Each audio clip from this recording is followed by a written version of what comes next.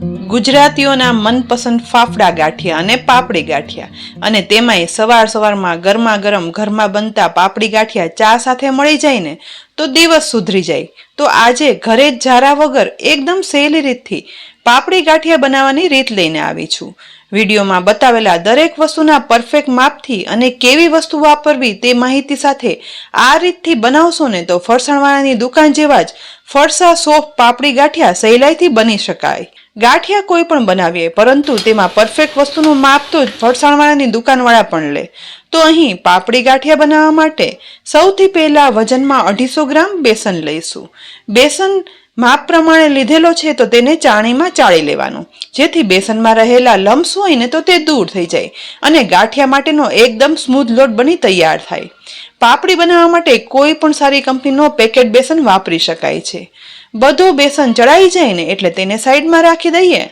બીજી વસ્તુમાં 1/3 કપ અને વજનમાં 125 ml પાણી અને 1/4 કપ અને વજનમાં 75 ml તેલ લેવાનું છે।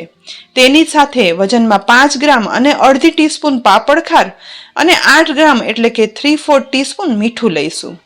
વસ્તુના આ બધા પરફેક્ટ માપથી ફાફડી ગાંઠિયા બનાવવા માટે હવે એક પોળું મોટું બાઉલ લઈ તેમાં માપ પ્રમાણેનું પાણી ઉમેરશું અને સાથે તેલ પણ ઉમેરી દેવાનું।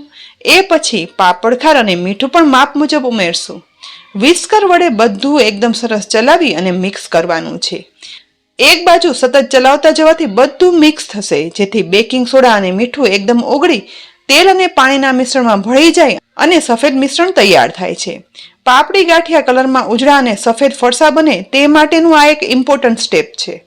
લગભગ 1 થી 1.5 મિનિટ મિક્સ કરતા આવું ઘટ ક્રીમ મિશ્રણ તૈયાર થયું છે, એટલે તુરંત જ ચાળેલો બેસન છે ને તે વજન પ્રમાણે આ લિક્વિડ મિશ્રણમાં ઉમેરી દઈશું। બધી વસ્તુનું પરફેક્ટ માપ છે ને એટલે હવે બીજું કંઈ જ ઉમેરવાની જરૂર નહીં પડે અને હાથ વડે મિક્સ કરતા પાપડી ગાંઠિયા માટે જોઈએ ને તેવો લોટ છે ને તે બંધાઈ જશે। બેસનના લીધે આ લોટ એકદમ ચીકણો પણ બનશે, જેથી તે બાંધવા સમયે હાથમાં ચીપકશે। એમ છતાં પણ બધી સાઈડ લેતા જઈ અને લોટ બાંધી લેવાનો છે। ડ્રાય લોટ મિશ્રણમાં મિક્સ થઈ ગયા પછી અહીં આ બાંધેલો લોટ છે ને તે ફાફડા ગાંઠિયા અને ઝારાના ગાંઠિયા કરતાં થોડો એવો વધારે સ્મૂથ પણ તમને દેખાશે, પરંતુ પાપડી ગાંઠિયાનો લોટ છે ને તે આ બંને ગાંઠિયા કરતાં અલગ હોય છે। અને ફાફડા ગાંઠિયા અને ઝારા ગાંઠિયામાં કેવો લોટ રાખવો અને કેમ બનાવવા તેની રેસીપી પણ મેં મારી ચેનલ પર મૂકેલી છે, જેની લિંક પણ ડિસ્ક્રિપ્શન બોક્સમાં આપી છે, તો તેનું માપ જોઈને પણ તે ગાંઠિયા પણ બનાવજો। અહીં લોટ સ્મૂથ થઈ ગયા પછી સતત હાથ વડે તેને મસળવાનો છે। જેમ જેમ લોટ મસળશું ને તેમ તેમ લોટ છે ને તે કલરમાં ઉજળો થતો જશે અને લોટનો કલર ઉજળો થશે ને તો જ આ પાપડી ગાંઠિયા બન્યા પછી કલરમાં એકદમ સફેદ ઉજળા બનશે। લગભગ 3 થી 4 મિનિટ ચલાવ્યા પછી પહેલા બાંધેલો લોટ અને મસળેલા લોટનો કલરનો ડિફરન્સ પણ અહીં તમે જોઈ શકશો।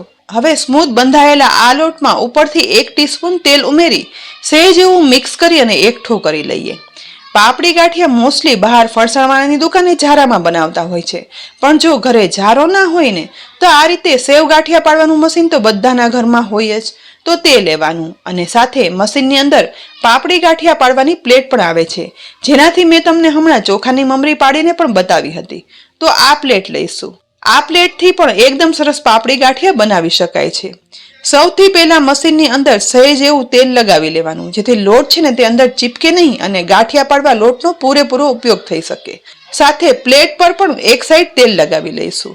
હવે ચમચા વડે બનાવેલા ગાંઠિયાનો લોટ લેતા જઈ અને મશીનની અંદર ઉમેરી દેવાનો। મશીનમાં સમાયેલો લોટ ઉમેર્યા પછી ઉપરથી પ્લેટ લગાવી દઈ ઢાંકણ ટાઈટ બંધ કરી દઈશું। બીજી સાઈડ ગરમ કરવા રાખેલું તેલ છે ને તે ગેસની મીડિયમ ફ્લેમ પર છે, તો એકવાર સહેજ લોટ ઉમેરી તેલ ચેક પણ કરી લઈએ। અહીં જુઓ, સહેજ લોટ ઉમેરતા સહેજ વાર પછી લોટ ઉપર આવે છે અને પરફેક્ટ ગાંઠિયા બનાવવા માટે આવું જ ગરમ તેલ જોશે। હવે આ સમયે સેવ ગાંઠિયાના મશીનને ગરમ તેલ પર ગોળ ફેરવતા જઈ અને પાપડી ગાંઠિયા તેલમાં પાડી લેવાના છે। અહીં જો તેલનું ટેમ્પરેચર એકદમ બેલેન્સ હોવું જોઈએ, એટલે એકદમ તુરંત જ ઉપર ના આવતા ધીરે ધીરે પાપડી ગાંઠિયા છે ને તે ઉપર આવે છે। બસ કઢાઈમાં સમાય એટલા ગાંઠિયા પાડી લીધા પછી સહેજ ઝારા વડે પ્રેસ કરતા હળવે હાથે આ રીતે ચલાવતા જઈ ધીમે ધીમે સાઈડ ચેન્જ કરવાની અને ગેસની મીડિયમ ટુ લો ફ્લેમ પર આ ગાંઠિયાને તળાવા દેવાના, જેથી ગાંઠિયા સફેદ ઉજળાની સાથે એકદમ ફરસા પણ બને। બંને બાજુ સાઈડ ચેન્જ કરતા જઈ લગભગ 3 મિનિટ તળાતા ગાંઠિયા ક્રિસ્પી થવા લાગશે। જ્યારે પાપડી ગાંઠિયા એકદમ સરસ તળાઈ જશે ને ત્યારે દરેક ગાંઠિયાની કિનારી ઉપર બબલ્સ થવા લાગશે. તેના પરથી ખ્યાલ આવશે કે ગાંઠિયા પરફેક્ટ તળાઈ અને ફરસા બન્યા છે. તો ક્રિસ્પી, ફરસા અને કલરમાં એકદમ ઉજળા બનેલા આ પાપડી ગાંઠિયાને તેલમાંથી નિતારી અને બહાર કાઢી લેવાના અને એક ડીશમાં કોરા થવા માટે રાખી દઈએ. આ જ રીતે ટેમ્પરેચર ફરી બેલેન્સ કરી પાપડી ગાંઠિયા પાડી લેવાના.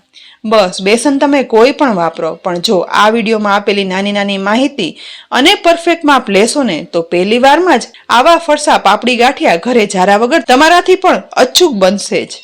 ધીમે ધીમે કરી બનાવેલા લોટના બધા ગાંઠિયા તળાઈ જાય ને એટલે કેટલો સરસ સફેદ ઉજળો કલર આ ગાંઠિયાનો આવ્યો છે.